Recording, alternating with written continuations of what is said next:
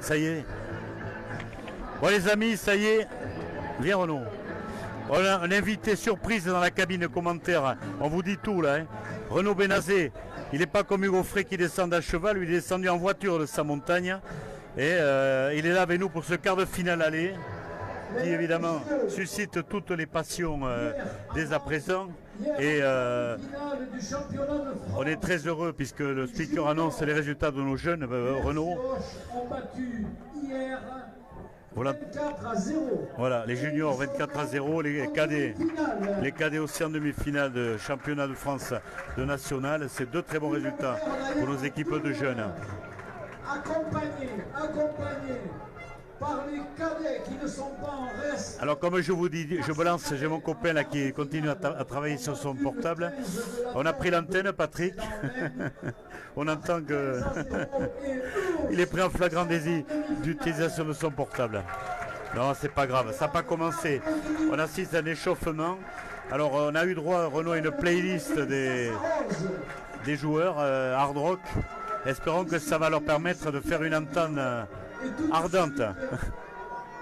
Les dieux de l'Olympe arrosent ses victoires. À la pluie s'est invité pour ce quart de finale. Quart de finale pluvieux, quart de finale heureux, c'est ce qu'on dit Patrick. Bon, tu vas nous donner la compo des équipes avant qu'on nous mette du hard rock plein les ballons. Oui, c'est parti. Pour le métro, donc le stade métropolitain, 1, Jamet, 2, Polochou, 3, Bordeaux, 4, Corbex, 5, Chile, 6, Benoît, 7, Estrade.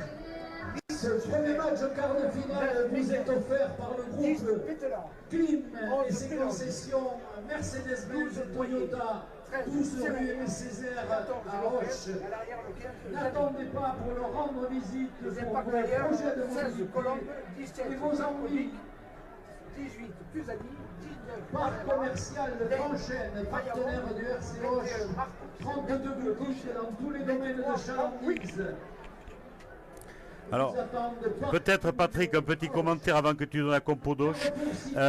Donc on s'aperçoit que par rapport à l'équipe que le Métropole Villeurbanne a présentée au cours de la saison, il leur pourrait potentiellement manquer quelques titulaires, mais ça peut être aussi des choix de forme du moment. Le second de l'Union africain Cuds qui mesure 2 mètres et 125 kg, donc un monstre. Un pilier aussi, un troisième ligne. À la place, on fait jouer une deuxième ligne, Estrade, qui va être descendu en troisième ligne.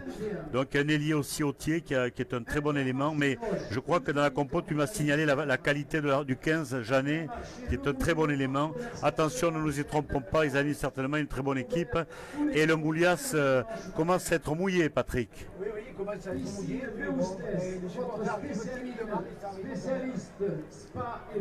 Ça se remplit doucettement, hein, affluence moyenne, on va dire. Hein. Ça se remplit très tardivement. Ouais, entre 2 et 3 000. Allez, je vais annoncer la composition du RC Auch. 9 générations, un savoir-faire reconnu, domaine du Canton en Roquelaure. Georgie, Médardiville. Bouchon et gourmandise, épicerie fine, fromagerie, Cavavin, centre commercial d'Andoumène, allée Jeanne d'Agusan, 7, Boisy, 9, Armagnac, Delors, frère, rue principale à Lannepax, producteur, distillateur et négociant, Armagnac, Delors, Blanche, Bloc de Gascogne. Alors les finisseurs, Patrick, hein, c'est très important les finisseurs. Hein. Et là, il n'y a que du lourd. Hein.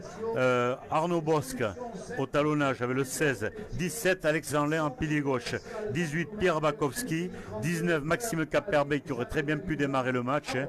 Excellente troisième ligne. Ensuite, le 20, c'est Bastien Massard à la mêlée.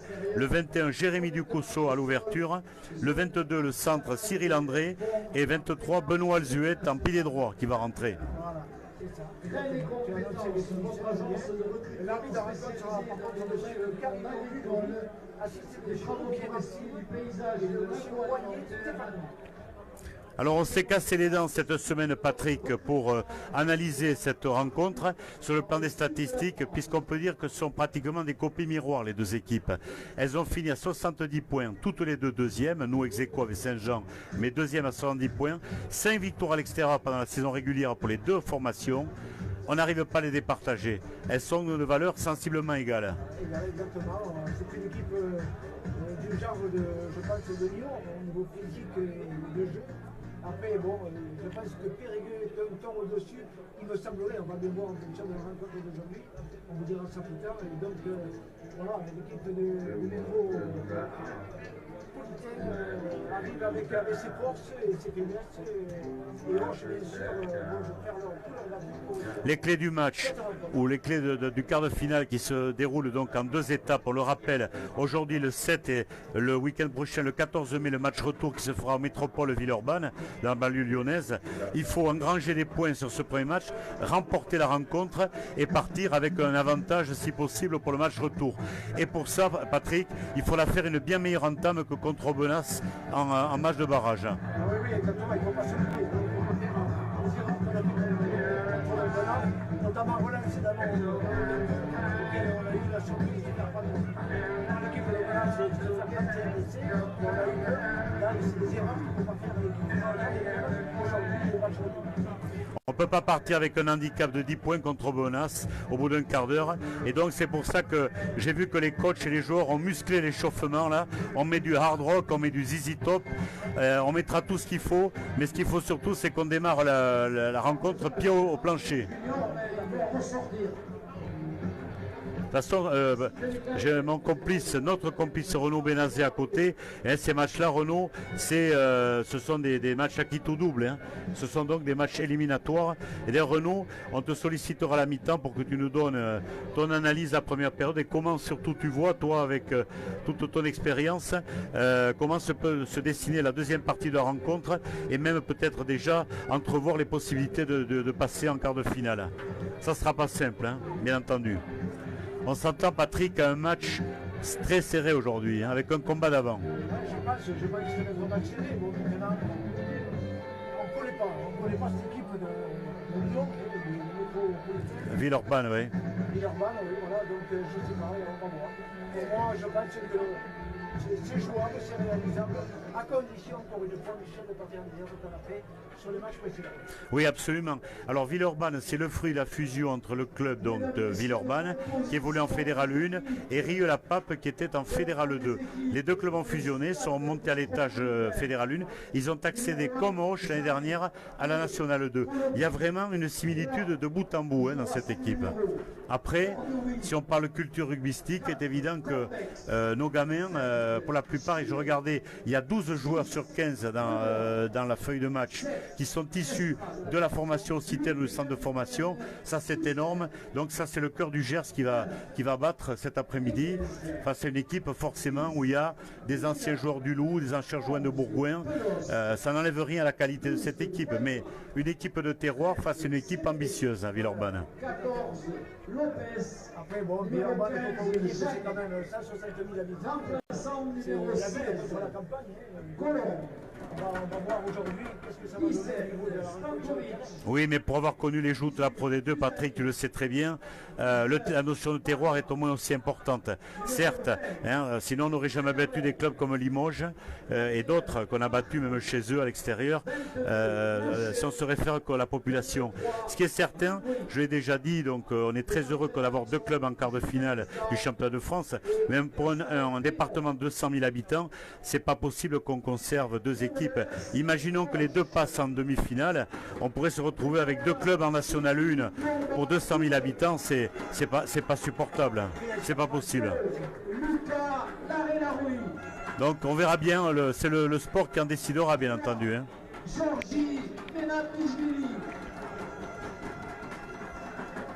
4. Mathieu Soufflé. 5. Marek Lutoki. 6. Andrea Barden. 7. Lulengo Duanzi. Voilà, le Boanzi qui fait son retour, Patrick, comme titulaire en troisième ligne. On ne l'a pas signalé. Il y a une balance avec Maxime Caperbé, mais Maxime va rentrer et les deux ont des qualités. Boanzi, c'est un gratteur de ballon et très bon défenseur. 11, Rémi Huertas. Numéro 12, Mathis Laforde. Numéro 13, Arnaud Mignardi. 14, Johan Demerlecher. Voilà. 15, Mathieu Robin avec Laura. Remplaçant numéro 16, Arnaud Bosque. 17, Alex Jeanlin. 18, Pierre Bakowski. 19, Maxime Caperbé. 20, Bastien Massard. Numéro 21, Jérémy Ducousseau.